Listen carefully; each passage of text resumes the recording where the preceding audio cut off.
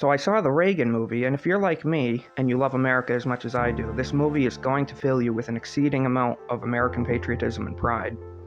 I am so glad that I decided to go see this movie. It is truly inspirational, and I highly recommend it to all. And I must say, I rarely ever give this rating to anything, but it is a true 10 out of 10 for me personally.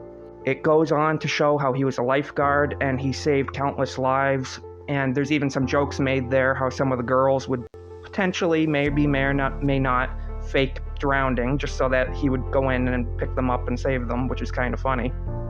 And then it goes forward into how he did educational films during World War II for the military and stuff such as that. It goes into, which is an important subject, especially today, it goes into the SAG-AFTRA unions, the Writers Guild.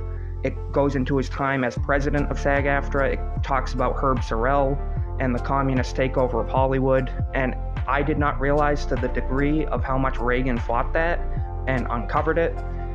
He suffered physical altercations as a result of it, and I just have to say, with what we're dealing with now and the corruption of Hollywood, this really hits true to home exceptionally. And if you're someone who's into that, I highly recommend seeing it just for that alone.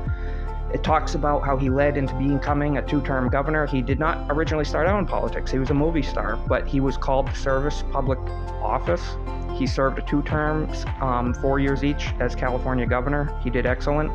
And then he, in 1976, ran in the Republican primary. He did not win the first time.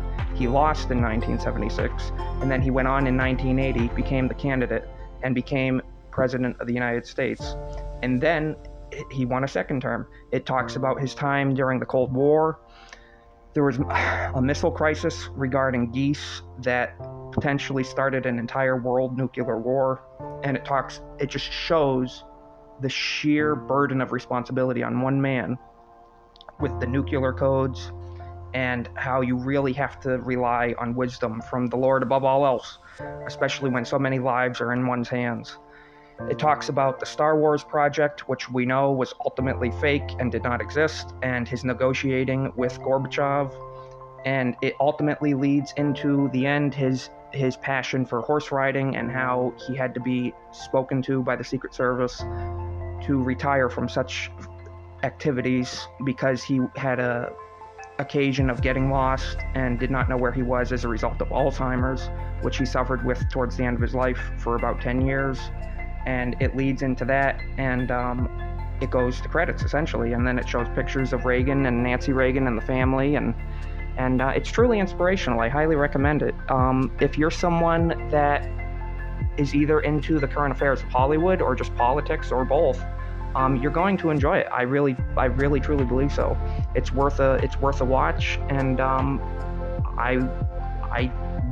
it's a 10 out of 10 for me. So that's all I have to say about that. I appreciate you watching.